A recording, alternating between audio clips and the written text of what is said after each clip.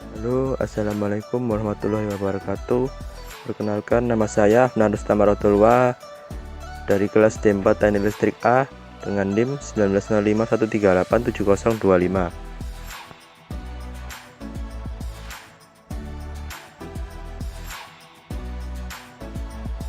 Di sini saya akan menjelaskan MIT kelima atau pertemuan 5 dengan judul klasifikasi material listrik. Pertama-tama, saya akan menjelaskan materi solid dapat dibagi dalam 3 klasifikasi dasar.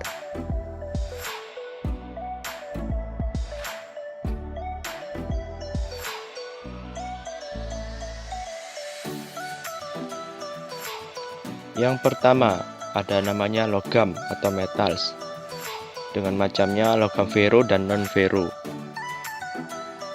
Yang kedua ada namanya keramik atau bahasa Inggrisnya ceramics.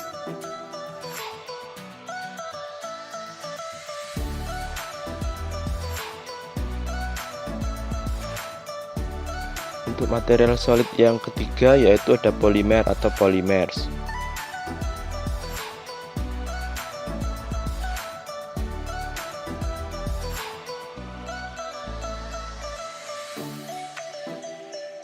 Untuk yang pertama adalah logam vero.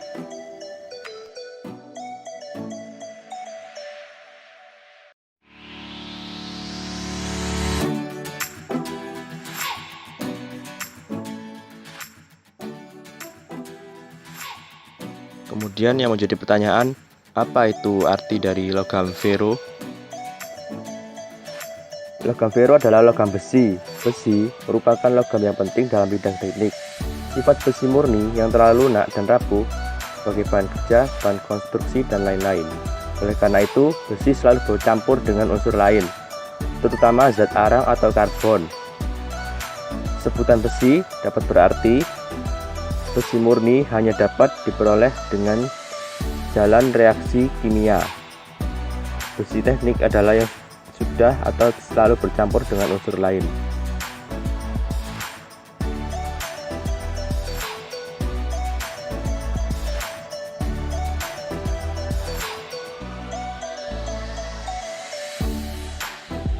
Besi teknik dapat dibagi menjadi 3 macam, yaitu yang pertama, baja atau besi tempa, yaitu kadar karbonnya kurang dari 1,7% dan dapat ditempa. Yang kedua, besi mentah atau besi kasar, yang kadar karbonnya lebih besar dari 3,7%. Yang ketiga, besi tuang yang kadar karbonnya antara 2,3 sampai 3,6% dan tidak dapat ditempa. Disebut besi tuang kelabu karena karbon tidak bersenyawa secara kimia dengan besi, melainkan sebagai karbon yang lepas yang memberikan warna abu-abu kehitaman. Dan disebut besi tuang putih karena karbon mampu bersenyawa dengan besi.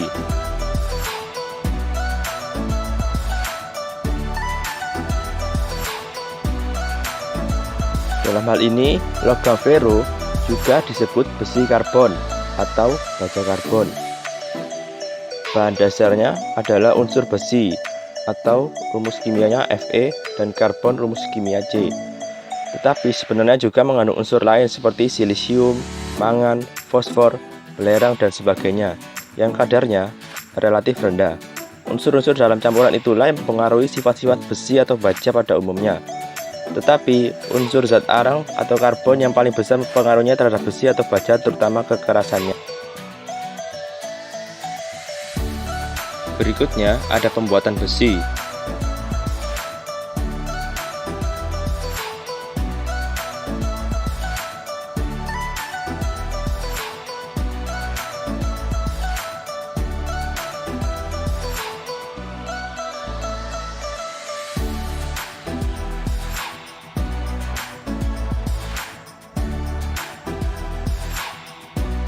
Lalu, lantas bagaimana cara pembuatan besi?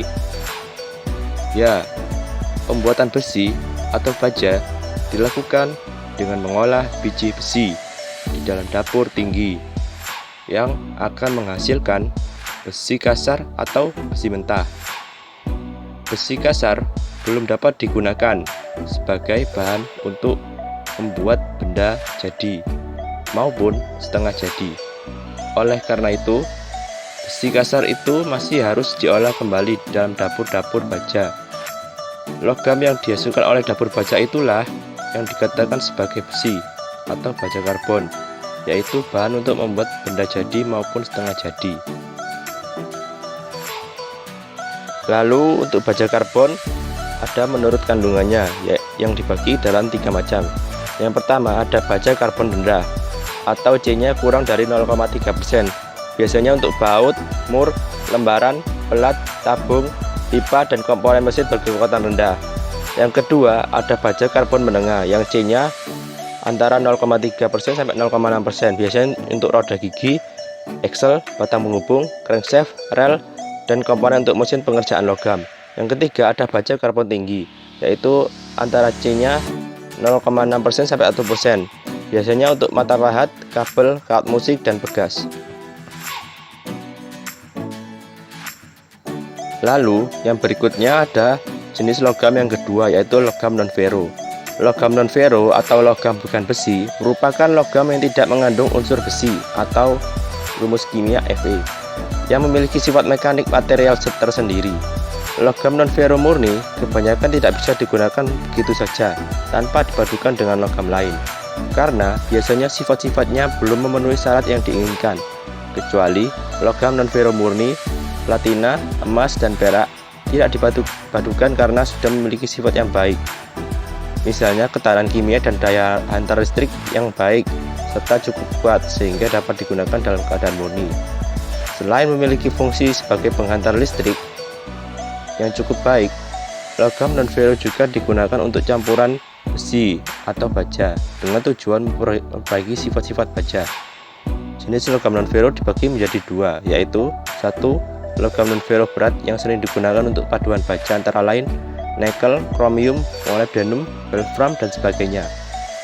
Dan kedua, logam non-ferro ringan antara lain magnesium, titanium, kalsium, dan sebagainya.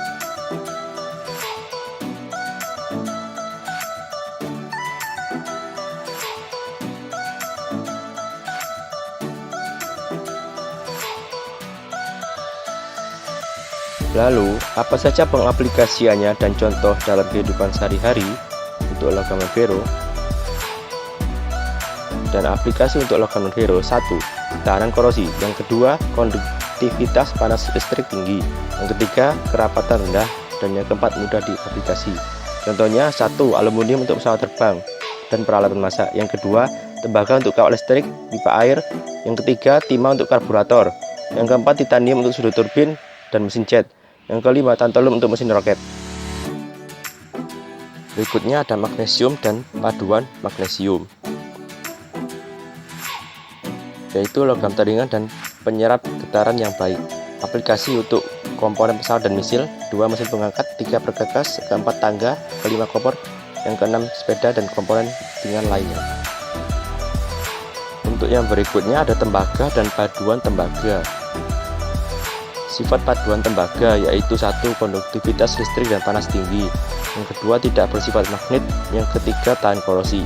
Aplikasinya yaitu 1. komponen listrik dan elektronik. Yang kedua, bekas. Yang ketiga, cartridge. Yang keempat, pipa. Yang kelima, penukar panas. Yang keenam, peralatan panas. Dan yang ketujuh, perhiasan dan lain-lain.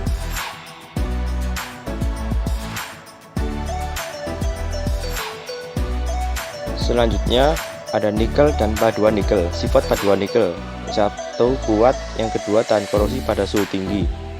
Elemen pemadu nikel: Cr, Co, Mo, dan Cu. Paduan nikel base superalloy, paduan nikel tembaga monel, paduan nikel krom inconel, dan paduan nikel krom molybdenum hastelloy. Dan keenam, paduan nikel krom besi nikrom. Yang ketujuh, paduan nikel besi invar.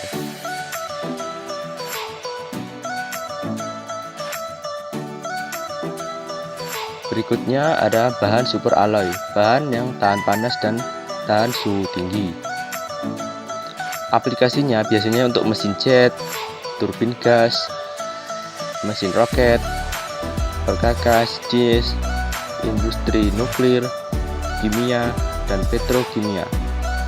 Jenis superalloy ada 3. Yang 1, superalloy besi base yang kadarnya 32-67% Fe. 15-22% Cr, dan 9-38% Ni. Yang kedua, super alloy cobalt base, ada mengandung Co, Cr, dan Ni. Yang ketiga, super alloy nickel base, yang ada mengandung Ni, Cr, dan Co. Untuk klasifikasi material solid yang kedua adalah keramik.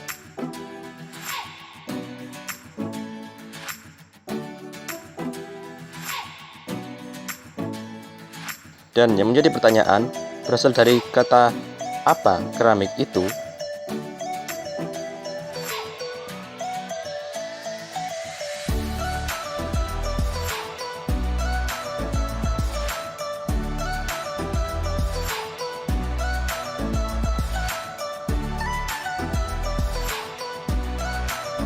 Dan kata keramik itu berasal dari bentukan kata keramos yang berarti tembigar atau peralatan yang terbuat dari lempung dan mengalami proses sintering.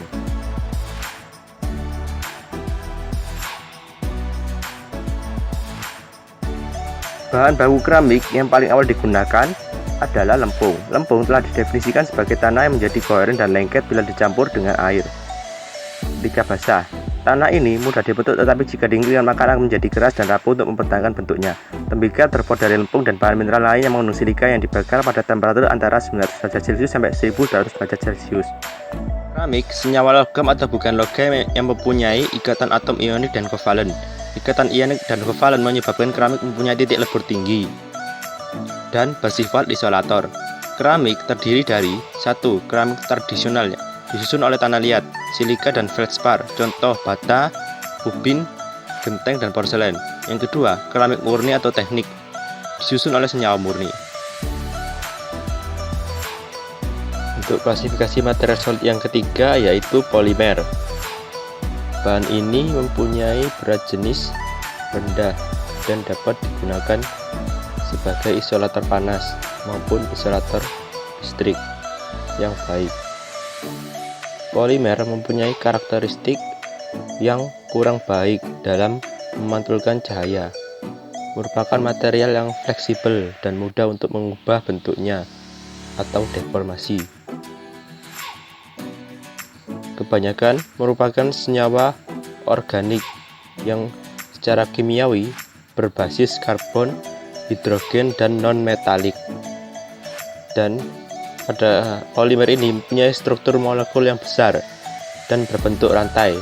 Contohnya polyethylene atau PE, polyvinyl klorida atau PVC, polystyrene atau PS, dan lain-lain. Sifatnya berat jenis rendah, duktil, mudah dibentuk menjadi bentuk yang kompleks, dan bahan kimia cenderung melunak pada temperatur tinggi, listrik rendah, non-magnetik. Untuk materi yang terakhir ada teori pita energi, yaitu 1. Kumpulan garis pada tingkat energi yang sama akan saling berhimpit membentuk pita. Yang kedua, interaksi antar atom pada kristal hanya terjadi pada elektron bagian luar, sehingga tingkat energi elektron pada orbit bagian dalam tidak berubah. Yang ketiga, pada orbit luar terdapat elektron yang banyak dengan tingkat-tingkat energi yang berhimpit satu sama lain. Yang keempat, berdasarkan asas Pauli, dalam suatu tingkat energi tidak boleh terdapat lebih dari satu elektron pada keadaan yang sama. Maka apabila ada elektron pada keadaan yang sama, akan terjadi pergeseran tingkat energi sehingga tidak pernah ada garis-garis.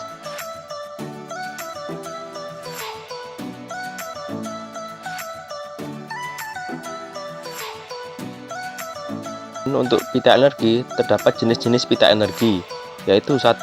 Pita valensi adalah pita energi yang terisi oleh elektron valensi. Yang kedua, pita konduksi adalah pita energi di atas pita valensi yang akan terisi elektron konduksi. Yang ketiga, celah energi sama dengan energi yang diperlukan elektron untuk loncat ke pita konduksi.